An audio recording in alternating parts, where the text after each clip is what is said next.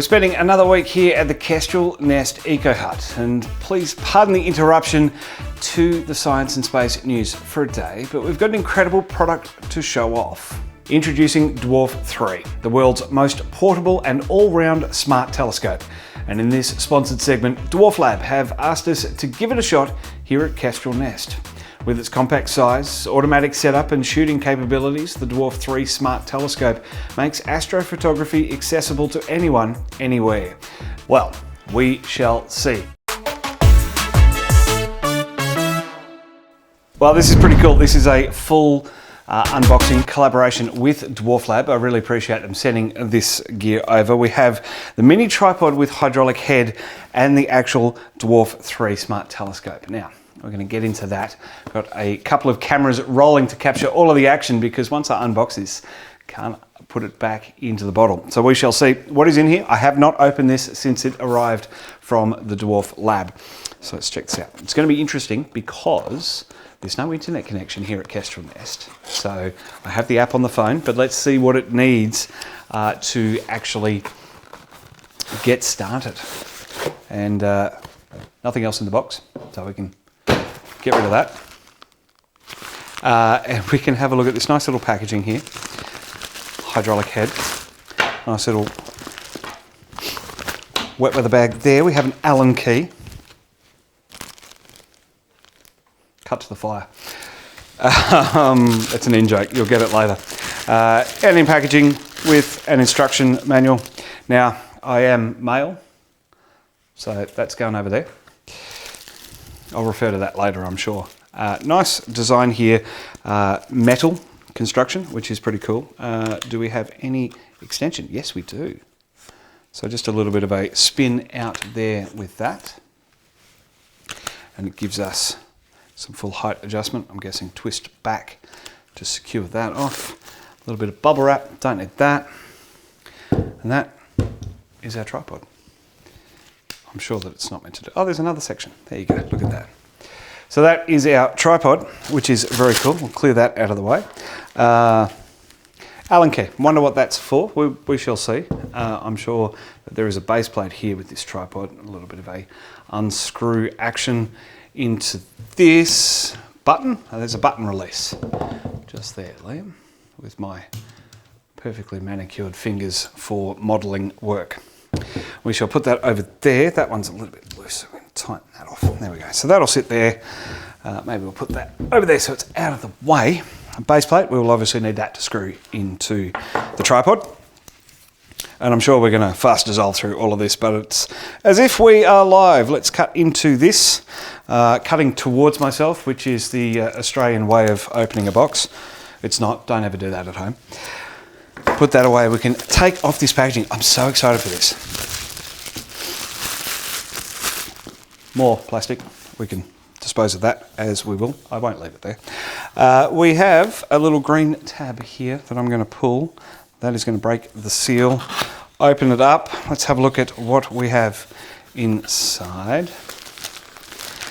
Another bit of plastic. Let's lift it out. Let's go. That's it in the box. So once again, we have a bit of plastic surrounding. Let's find a way of getting that open. Looks like we're just ripping into it. Just very lucky I didn't do this before we started recording. We would never get this out. All right, there's a nice little bag. We have a nice little carry strap, do we? No, I would guess that could go onto a suitcase or something. A couple of zippers here. And we shall open it. Let's see what we have inside. We have a box. Always love a good box. And inside we have a pouch of filters. These are the magnetic solar filters. I was wondering whether these came with it, so that is very cool. It means we can get some solar imagery happening without any extra money being spent, which is very cool. What else do we have in here? It's our box of goodies. USB-C to USB-C.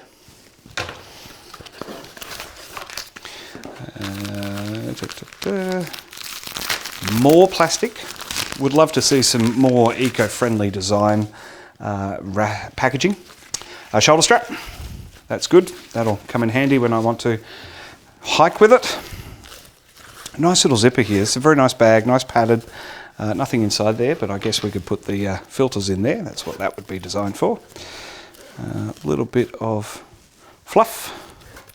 And the main star of the show, the telescope.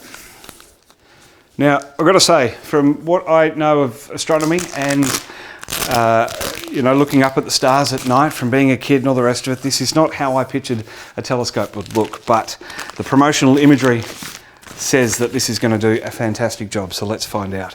And there is our unit there. Obviously we've got some protective layering over the lenses. That's not moving, which is probably a good thing because it all is motorized. We've got Savour the Peels for the microphone and the speaker. Interesting. So again, more plastic. Not overly thrilled about that in the way that we are these days with environmentally friendly packaging, but nonetheless, I'm sure we can recycle that. So that is what we have in here. We also have some more instructions and a cleaning cloth, because I moved on very quickly. So cleaning cloth, there's some instructions. I won't throw those away because we'll probably need those at some point. So that is it. That is the DWARF3 smart telescope that I'm looking forward to get cracking. So there's nothing to indicate which direction the base plate should go, but through a bit of supposition with cameraman Liam, we reckon that it needs to go this way, perpendicular. Is that perpendicular? Lengthways? Not the same direction as the bottom of the tripod. We'll put that in there. We'll grab our tripod and we will place it. And we're going to press that release button there. Put it in there. Make sure the legs are tightened off. And that tightens off there. And we have a tripod. There is no, I guess it's self-leveling. We shall see. There's another interesting thing. We need to actually take this off the button because it's not very stable, because we need to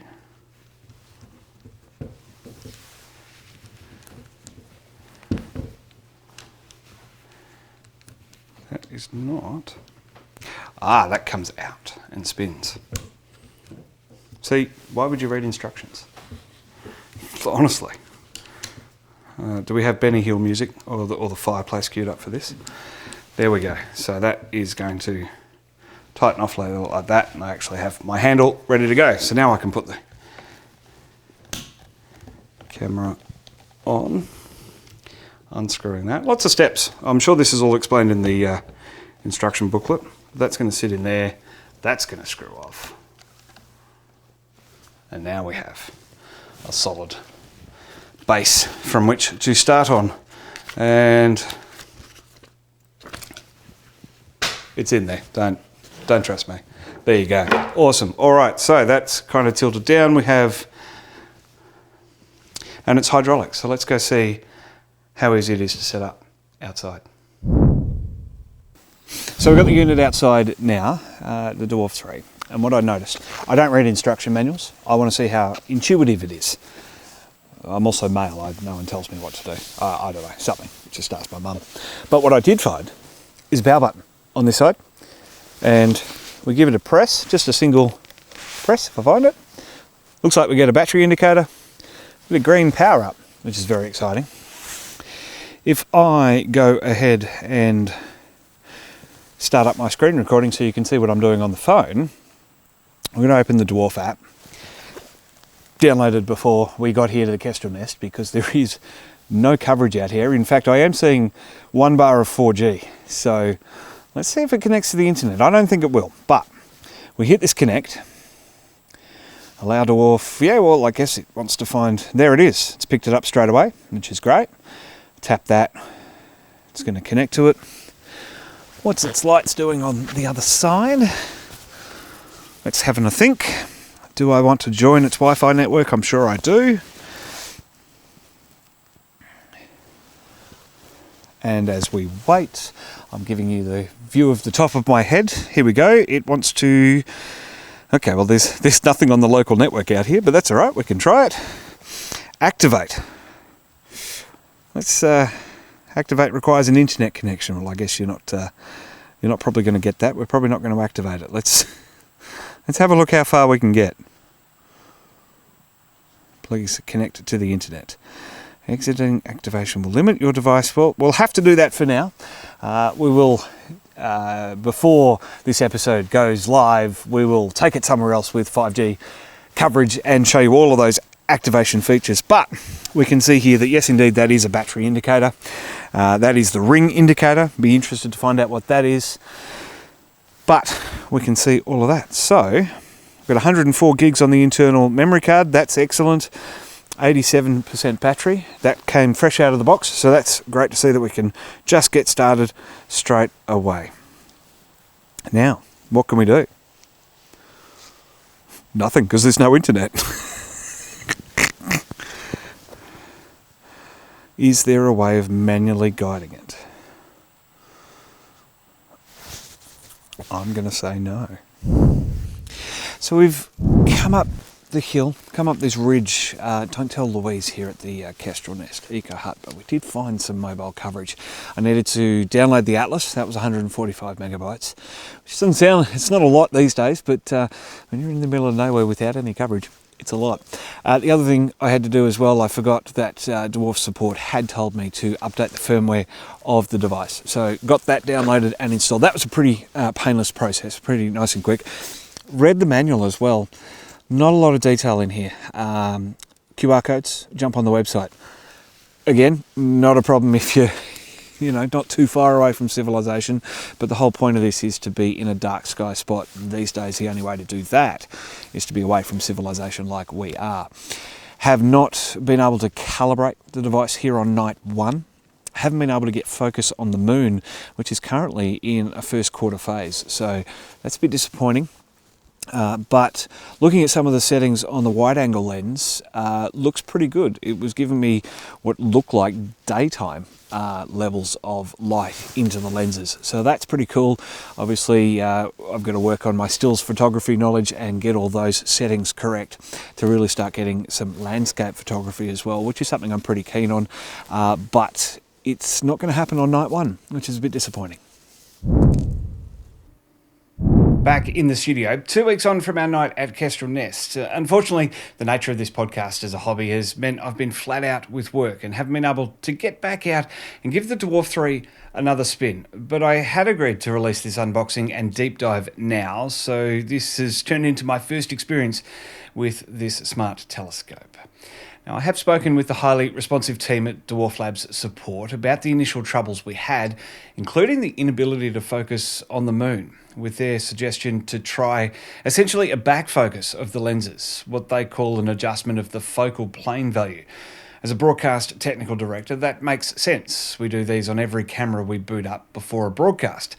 But it does contradict the claim on their website that you can capture the moon, sun, Milky Way, galaxy, and nebula in just minutes.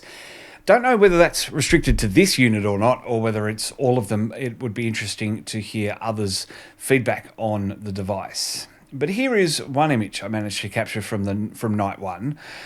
This is obviously of the moon, and this was the first quarter phase that it was in. It should have been pretty easy to lock onto this and get focus. Unfortunately, nothing I did worked, and this was the best image that I could capture. Still a fantastic image. I mean, it came straight out of the box. We had those internet issues, but as soon as all that happened, it just worked on the moon. Unfortunately, not in crisp focus. Couldn't track any of those stars as I talked about.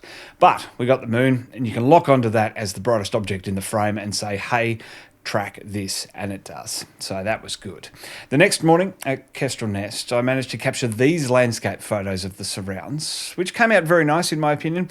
There's no processing on these, just straight captures and into the edit suite. pretty chuffed with those. They look really good. The blue sky looks blue. The Eco Hut looks like the Eco Hut. The landscape looks great. Some of that fog burning off from the moisture overnight looks fantastic as well. I'm particularly proud of this shot of the sun taken with the included solar filter. Again, no processing, just a straight zoom in with the sun setting on the device. And that's really cool to have that setting, those defaults in the app. So you press sun, it lowers the ISO, does the exposure, does all that sort of stuff, and comes out with this sort of image. Again, it's out of focus. I'd love to see those sunspots really highlighted, but nonetheless, I think that proves that this would be a fantastic little capture device for a solar eclipse. It would look fantastic through this device with these included lenses. So that's very, very cool. So the lenses are more than capable. We just need to get them pointing skyward at night. Those instructions on the back focus tell me that I've probably got to do it here at the studio, a known distance away with a bright object, focus in on that, reset those focal plane values, and we'll see how that goes. I'll document all of that, post it up on social media, and put it together in another deep dive video that we'll do in the coming weeks. There is a great dark sky location about 30 minutes from the studio, so I'll head out there and really put it through its paces again, and let's hope that it is just a back focus issue and we can get cracking on taking some awesome astrophotography. Now, a couple of years ago, I did have a Celestron telescope and went all in on astrophotography. Didn't really work, sucked quite badly at it, frankly, and that is because astrophotography is such a steep learning curve. So for a consumer device to say that we can do all this out of the box was an incredible claim. I don't think it's quite there yet, but I am extremely thankful to Dwarf Lab for sending this unit over for review without editorial control. So I've been able to share my exact thoughts on all of this, and obviously it's probably not the video that they would have liked, but it's the truth, and hopefully from here we can definitely do more with this. But I think the commitment is here to get this going right and see how we go. And as I said as well, their support team has been fantastic, very responsive, jumping onto them with feedback. So at this point, it's not a question of we don't know what's happening. Potentially it's these issues. So let's see how that goes in the weeks ahead. So stick with us here on Trekzone as I dive into more about the DWARF3. For now though, daily science and space stories with an Aussie flair, plus a deep dive into the science or space headline of the week and the occasional science fiction podcast. Like, follow and subscribe for more. Membership available to help me do more. That's at thetrek.zone/support. This is Trekzone's Talking Science. A huge thanks to Louise and the team at the Kestrel Nest Eco Hut for having us for that night, to Liam for coming down with me for the first time in over a decade in doing one of those podcast record type things with all the gear that Trekzone Media has now. That was a fantastic time. Can't believe it was 2 weeks ago now as I'm recording this bit. 2 weeks on air. So that's all done and dusted. Back here in the studio for more Talking Science next week.